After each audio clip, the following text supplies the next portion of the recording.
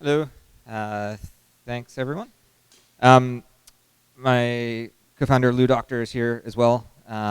We're from Crowd Supply. And I'm just going to breeze through some of these guys. I'm going to guess it's that one. Yeah, okay. Um, so, real quick, going to go over, I know that most people here know something about crowdfunding, but and I used to not talk about this at all, but I found that there's a lot of confusion and people mean different things with different terms. So I'm going to go over some basics. Then I'm going to go over specifically what Crowd Supply does, some examples of what we've done, which might be the most informative here, and then advice that I find myself giving a lot. First of all, though, I just want to echo a lot of the things. You'll hear a lot of the things that you've already heard from the other speakers here. I think clearly they have the experience. They know what they're talking about, at least from my point of view. Please interrupt with questions. So there's essentially three types of crowdfunding, right? There's equity, there's charity, and there's rewards. And by equity, I mean you're getting a piece of the company. You're getting it's like stock. We don't do that. Charity it's for a cause purely. We don't do that. And rewards means you're buying something. You expect something in return. That's what Crowd Supply does. And the types of rewards you have, there's a bunch. Here you can be recognized for your foresightfulness. You can get a new T-shirt. You can get a service that somebody's providing, or you can get a product, like a physical product. And that's where we sit. We only do physical products that you would ship to somebody. Most people that we see come to us because they want money, but they end up leaving and most thankful because they have market validation. And in between there's the core user base that you carry with you, that are your advocates from there on out. So I think this was already said at least once, but essentially, crowdfunding is risk mitigation, right? It's a financial risk mitigation. That's all it is, fundamentally. It's not a new way to market your product. Marketing is the same as it's always been for thousands and thousands of years. So for some reason, I think the name crowdfunding gives people the misconception that the crowd is out there and waiting for me, which is just not true.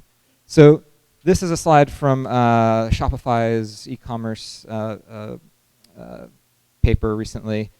This is the projected market next year and last couple of years. I think this is a small fraction of what there will be, right? I mean, this is only from Kickstarter and Indiegogo. It doesn't really tease out actual product development, physical products. That's where I think the major growth is going to be. And like was already mentioned, we're not going to be calling it crowdfunding in a couple of years. It will just be product development. So Crowd Supply in particular, on the face of it, we're very similar to Kickstarter and Indiegogo. You can pledge to any number of campaigns. Underneath it, we do a lot of different things to help these campaigns along and to help vet and help in their success. The result is that we have almost twice the average funding, or over twice the average funding of Kickstarter per project.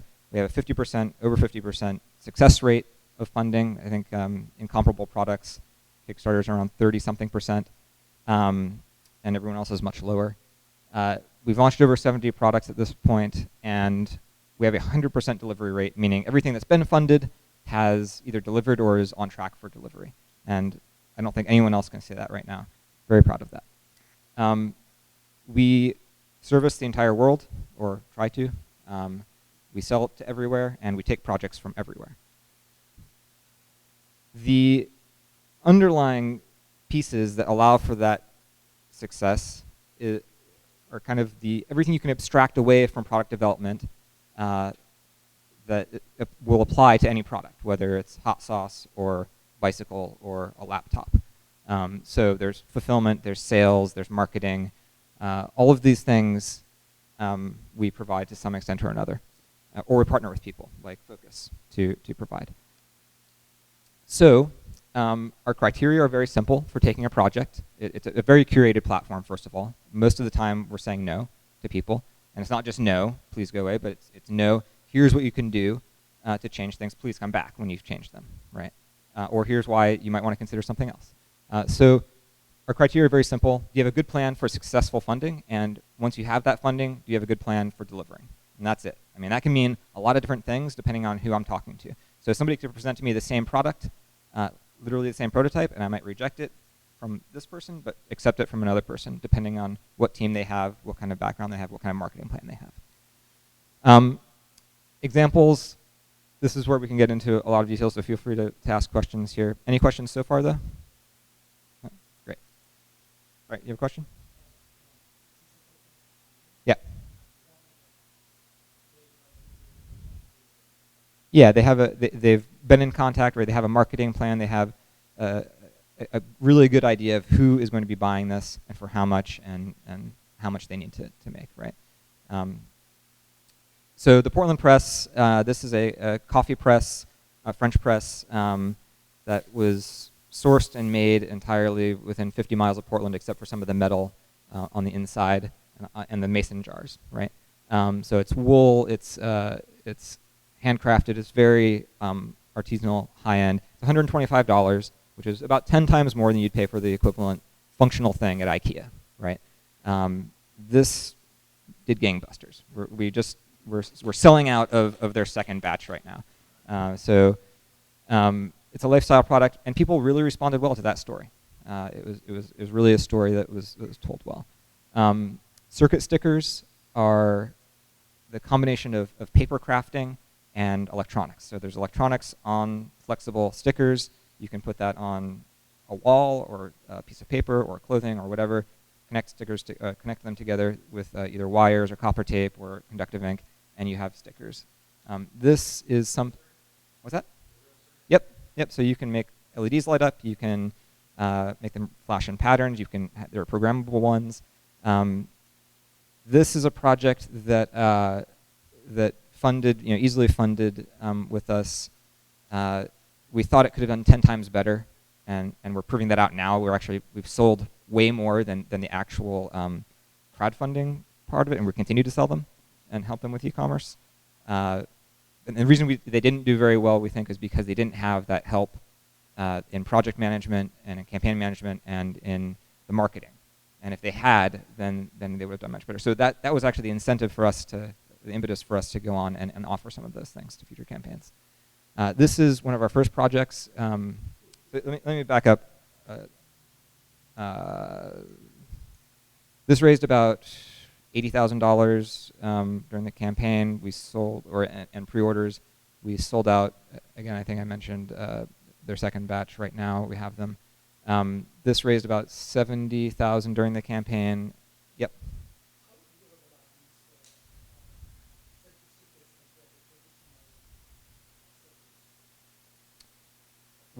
Well, they're just as durable in terms of the electronics, right? It's the backing that wears out, and so you can replace the backing. They have replacement adhesive that you can use. No, the adhesive is great, but all adhesive wears out. So if it's more humid, yeah, right. So once you stick them, they stay there, right? Or as long as any adhesive would. So as I said, these did about $70,000 during the campaign, probably another 40 in pre-orders afterward, and I'd say we've probably sold close to 6 figures since then. Yeah.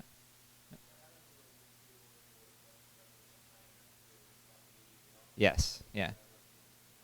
Yeah. So our structure, foundationally, once you launch with us, that product is alive on CrowdSupply for as long as the product is available, right? Or as long as you want it to be available. So we have a very clean URL space, right? It's crowdsupply.com/your company name / the product name.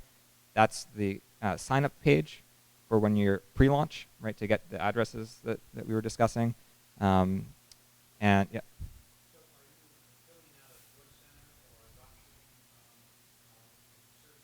We're fulfilling out of our warehouse, yeah, out of our fulfillment system.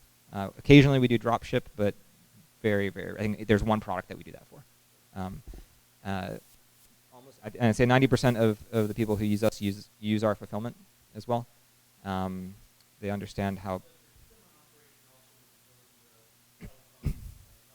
Yeah, all tier 1 customer service is included in that. So that's email, telephone. We send out order confirmation emails. We send out shipping confirmation emails, tracking. We are running a store, and in fact, our first blog post was Crowd Supply is a store, which is in stark contrast to Kickstarter is not a store, right? Which was the reason we started this company, really. And we're all e-commerce people. We're all product developers or engineers, and there's great places for arts patronage, but we're the place for products. Yeah. Mm-hmm. Yep. That's right. So this is a great example because that's what we just did. We have white labeled their e-commerce using the same system that we ourselves use. So it's the same people they're interacting with, the same system reporting they've been used to, and it's the same fulfillment system. So now it's white labeled on their site. We're still selling through our site as well. So we are. Yeah. Yeah.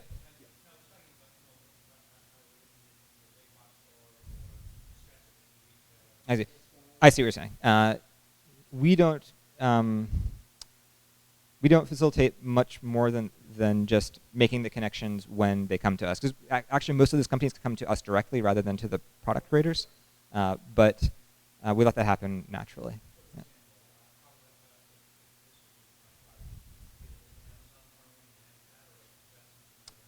That would be something you're managing. Yeah. Yeah. So we are a channel, and we can continue to be a channel. Yeah. Yeah. Right. Yep. Correct. So there's no exclusivity. We don't run campaigns simultaneously with on other platforms because that's just silly. You're having your chances of success. But to get back to the original question of what's the process? Process is you come to us. You have a product idea. We talk about it. We like it. We come up with a plan. We put up a sign-up page. Right. People can start signing up for emails right away. And we have from a couple hundred to a couple thousand signups before we launch typically. We launch. Yep.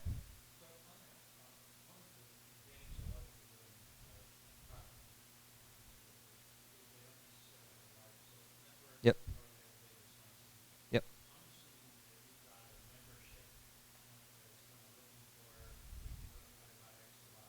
We do, yeah, and that's always growing. But we try not to represent, even if it's true, we try not to represent that that will lead to success for a product, right?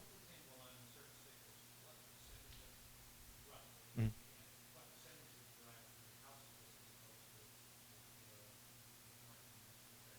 I would say that overall, regardless of where you're measuring money or backers or whatever, I'd say for any platform, it's typically going to be 5%. Right, yeah. And that's what we've seen from analytics from all the other platforms. There are exceptions, right? I mean, there are exceptions for our platform as well. Yeah.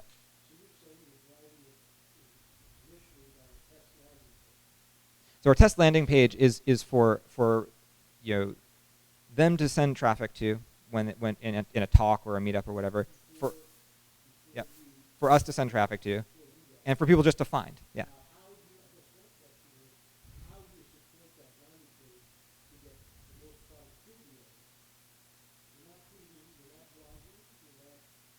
So we do send out a newsletter. We aren't active on social media, but the real benefit of having that landing page early is you can start talking about it. You can start mentioning it, and then that same URL will turn into your campaign page, which will then turn into your pre-order page right away, which will then turn into the buy now, ships in 24 hours page, right? Indefinitely.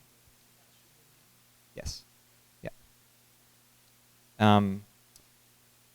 Okay, so what's that? Yeah. So this is a bra. It's a sports bra. They came to us out of the blue, really, and they raised over $50,000 to make this. And this is one of those stories where you can't judge it just by looking at a picture of the product, right? You have to really know the whole story behind it. In this case, it's 4 women who, I don't think all of them, but some portion of them are survivors of breast cancer. They made this padded bra. for sports, but also there's a really big component in the survivor community. And they had, I think they had over 3,500 Facebook friends, and they were really disappointed when only 1,000 of them pledged to the campaign. Which, if you know anything about e-commerce, that's amazing, right? Normally it's like 0.1%, right? They just had everything lined up, and they pounded on that network, and they activated it. This is a hot sauce that launched with us over the summer. It won, during the campaign, it won the World Hot Sauce Competition #1 place in the hot category. So, right, for hot sauce is really good. Yeah. Right. And this is a guy who came to us. He'd actually crowdfunded his first 2. This is number 5. He crowdfunded his first 2 on Kickstarter. He came to us. He said, "I found out about you guys. I never want to do that much work again. Help me out." And so we took it from there. And he made the product. It's great. We've been selling it. Yep. How much you do reaching out and finding new projects to start, and how much how do they find out about you? Yeah. This is the most fluid and organic story that behind Crowd Supply, right? When we launched, I was knocking on doors, calling in favors, just doggedly tracking people down and saying, "You have to do this on Crowd Supply. Please do this on Crowd Supply," because no one had ever heard of us, right? We didn't have even the site open yet. Once those first successes rolled in, those built up a little bit, and now we're at the point where I can share with you those metrics that we're very proud of and worked very hard to get, and that's all the conversation is now, right? And so now, I think, the top, let's say, 5 of our last 10 campaigns, I have no idea how they found us, right? I mean, they came to us. The other ones we went out to get, and we still do that. So I give talks like this. I go to meetups. I gave a talk at Autodesk University last week. Things like that. So pretty targeted. We've been in Inc. magazine before. We've been in Forbes before, and that's a huge amount of work for us, because every time we get press like that, we have to say no to a lot of people, right? Because it's not the target market that we're looking for. This is the USB Armory. This is actually still in sign-up mode. Yeah.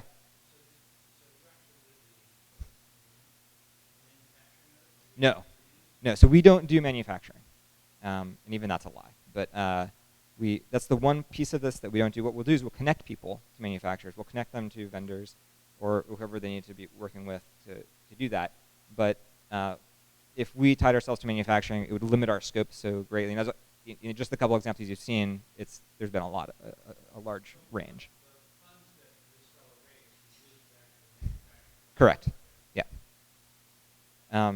USB Armory is in sign-up mode right now. I think it has over 2,000 folks signed up for it in about a month and a half. And it's about to launch, I think, in the next day or 2. This is a very highly targeted product geared toward information security specialists. It's a full Linux computer in that form factor. So you could use it for all sorts of things like a Tor proxy or a Bitcoin wallet or an automated encryption for mass storage device. This is, yep. So for the most part, we're looking at consumer kind of products as opposed to B2B products? Yes, B2B is really hard. And the only way B2B, business to business products are very difficult, I feel like, to do on crowdfunding. The way we've dealt with that is always convert it to a business to consumer product, and then with an eye toward business, right? But I think fundamentally there's so few examples of being able to sell directly to businesses in the crowdfunding format. I'm sure there is an exception, but we've had a lot more success converting it to a consumer product first. This is the Novena open source laptop. It's geared toward fairly hardcore electrical engineers, hardware hackers. It's not something you would get to replace your MacBook Pro, right? This is something that you would have on your hardware bench. It's your oscilloscope. It's your software-defined radio. It's it has a built-in FPGA. I mean, this is a pretty serious piece of equipment. It raised over $700,000 with us over 46 days. This graph is very telling. The last 2 days raised over half the money. So the sorry, it's this laptop. You asked why. I can only speculate, obviously, but I think there's 2 reasons. One is it's a very high-end, expensive product, and so people just sat on it for a long time, waiting to make sure that they really wanted to spend $2,000 on it. The other reason is we had a really great structure for the stretch goals, right? And the stretch goals, essentially, if you sold a certain amount of them, everybody would get another $400 worth of hardware for free, right? And not only hardware, but custom hardware that the world has never seen before, in the form of a software-defined radio board, a breakout board, things like that.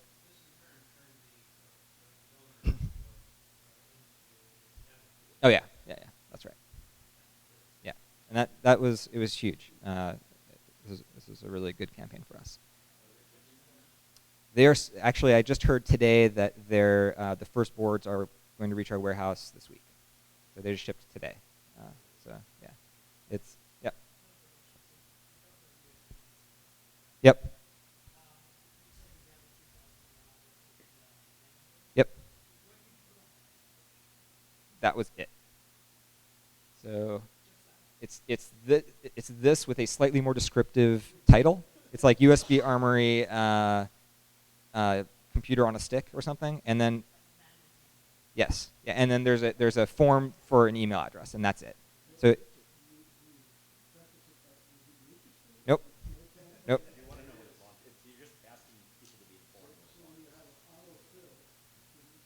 Yeah, yeah, and it works really well. Yeah.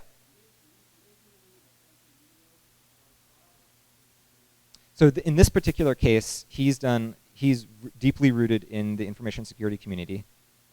He goes to conferences and talks about it. He's given a couple presentations about the process of making it to like the core group of people, and I think he's been very careful about how he directs traffic, right? So he's been really focused on directing it just to this one page, and getting people to sign up. Nope. He's identified by the URL, which isn't shown here, and you'd have to be looking really carefully for that. But otherwise, no.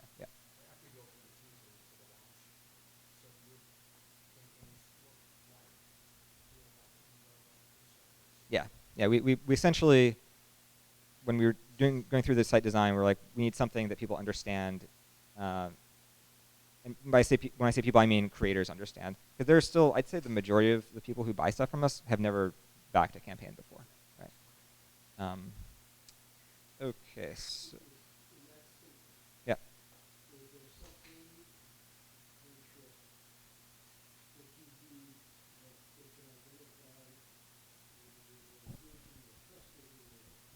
The consumer or the creator? Yeah. Because they're going to make more money with us. They're going to be more successful with us. So you can look at a Kickstarter campaign and it's frozen in time, and you can see, okay, it made $1 million, right? What you don't know is, well, actually, if you look through the comments, you do know just how angry people are, right? Just how angry people are, right? That they didn't get the thing, or they got it, but it wasn't what they wanted, or you don't know the full cost. You don't know how much money they actually walked away with, right? And so the overall success from soup to nuts, you're going to be more successful with us, right? And so you're going to be better prepared. You're going to deliver, on time or within a reasonable amount of time, and you won't be promising things that you can't deliver, right? We vet projects from the very beginning. There's a very simple test that we have, right? You can't actually launch a product on our site without telling us what the production schedule is. because we put that date in there, right? And I think Michael was mentioning what happens when you sell $5 million worth. Well, the answer for us is very simple, right? The first 1,000 people or 100 people are going to see one date. The next 1,000 people are going to see a month later, right? That last like 70,000 person is going to see something 6 years down the line or whatever it is, right? And so they're going to know that that's what they're expecting, and you just chug along with your plan and pump out product, right? You can find efficiencies along the way, but you should stick with the plan that you give us originally. Okay, so here's some general advice. I just kind of regurgitated it in this form fairly recently. I say this stuff all the time, right? This is my job to say this stuff. Number one, and this was already said a couple times, be transparent, right? Be honest about what you're doing. Show the product, show how you made it, show that you care about what people think, right? And talk about the problems as it goes along. All of these things will get you much further than anything else. Don't trust anyone you know, right? Because they're going to lie to you, and because they're your friends, right? They're going to say, "Oh, that's a great idea." You should trust people you don't know giving you their address because they want you to take their money, right? That's the only thing you should trust. The only thing you should trust is people you don't know giving you their address so that you can take their money, right? Yep. So it's like a barrier to you taking their money. That's how much they want this thing, right?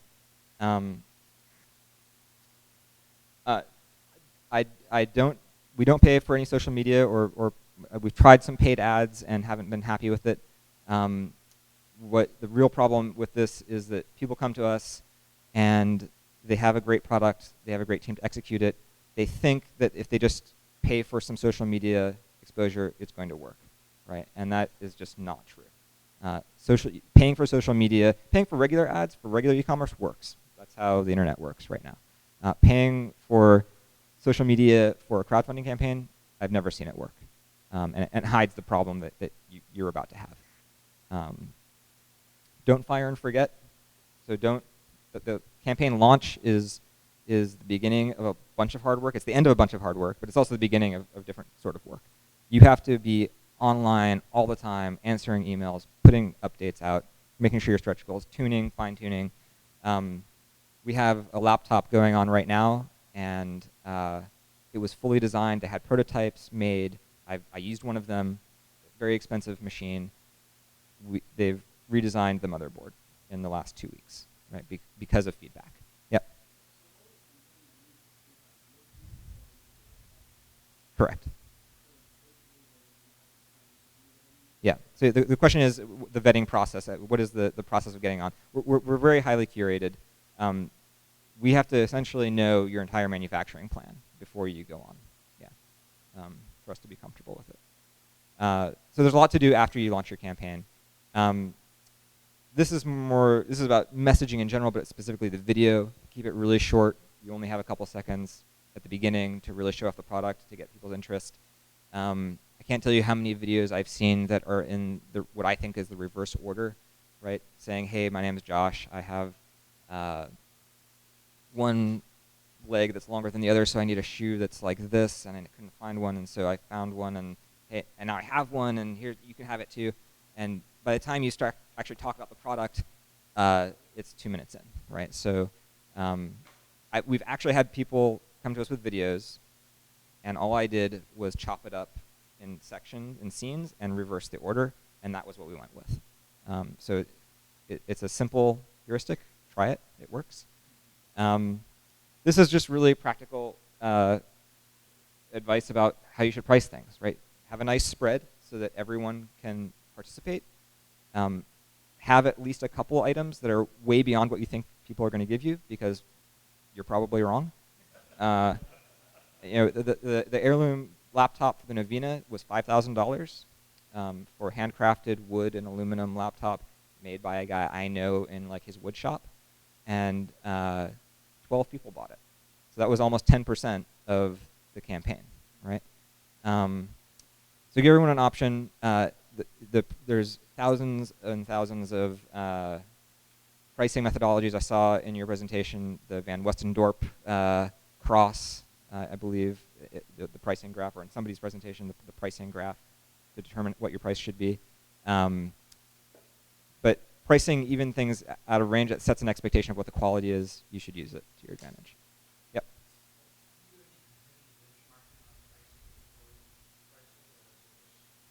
We do. What's there in red, the $60 in red, isn't to say that $60 is the magic number. It's to say that you should know which one people are going to buy the most of, right? And then spread everything out accordingly around that. We do competitive benchmarks with other campaigns, other current products. Yeah. So it might be an item. It might be the deluxe version of the item, the premium version, the 5-pack. It might be the developer kit. There's all sorts of things like that. Yeah. Different variations. Depends on the item. Yeah. The early bird, the prototype, whatever. Don't sell swag. If you need more things to sell, make sure it's related to your product. That could mean it's a T-shirt. If you have a really awesome logo design, and it builds community, then great. Like if you run a contest, we did this for the Novena campaign. We ran a contest for the logo for the laptop. Submissions were, 125 submissions were submitted. The winner got a free laptop, and everyone got that T-shirt with their logo on it. Right. So that's a good idea for a T-shirt. If you're selling a T-shirt to sell a T-shirt, you're going to lose money off of it. So complementary products.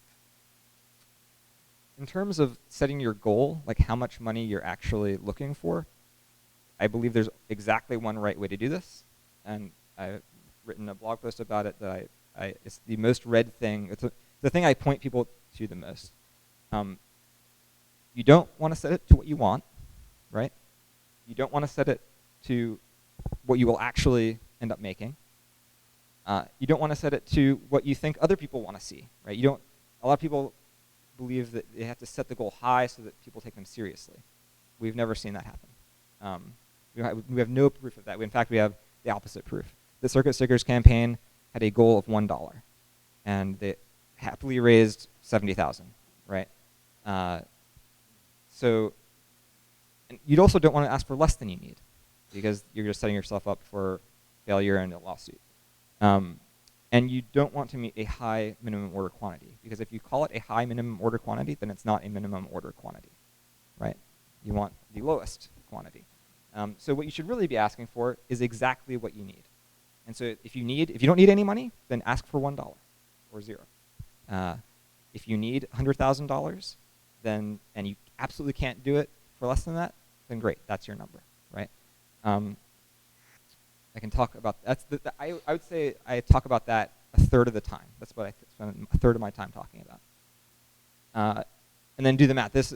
Somebody else went through this. I agree completely. There's a very simple equation. There's 4 variables. You need to know 3 of them to find the 4th, right? So there's how many impressions, how much traffic are you going to get? What's the conversion rate on that traffic? What the average price is, how much money they're going to give you per transaction, and all that adds up to your funding goal. Yep. Well, it's unique. I'm being sloppy with my phrasing there. Yeah.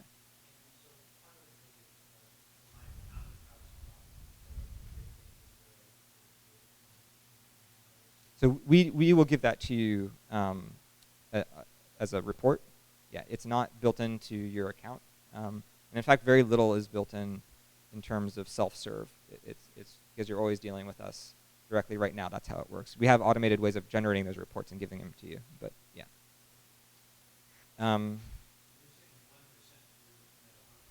It's 1 to 3%. Yeah. Yes. Yeah.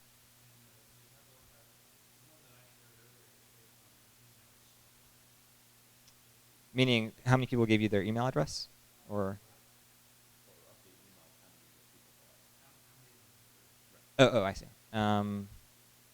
That's going to be higher, I would imagine. Yeah, yeah. So I mean, this is. I'm talking about somebody reads an article in Wired, clicks through to the campaign page. They're qualified traffic because they have some knowledge beforehand. but they didn't give you their email address. I would expect the email addresses to be much higher. I don't have a good number on what that is.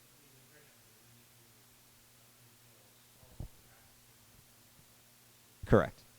Yep. Yep. Yep. And then finally, I think everyone knows why we're here. In part, there's a lot to do. You should get help to do it. And so, get your friends, get focus, get whoever can help you to do that, and you'll be a lot better off. So that is it. I'll answer that email. You can just send it info@crowdsupply.com if you have any questions. Happy to talk. But I think we should just break out and have some discussions. Thanks.